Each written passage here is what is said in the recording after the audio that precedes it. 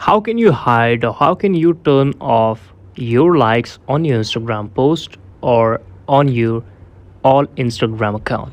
So how can you avail this setting in your iPhone? How can we hide our likes on our Instagram post, likes on our Instagram reels? How can we do this setting? First step is to go on your Instagram account from here like this on your mobile phone and make sure that you have updated your Instagram account.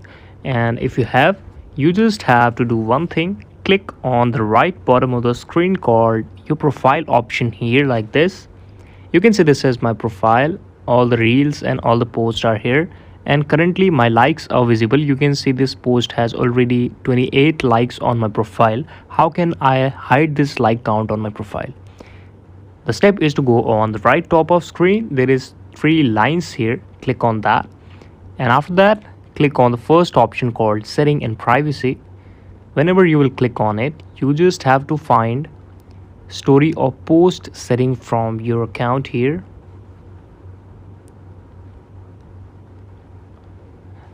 Let me just do it because there is a specific setting here.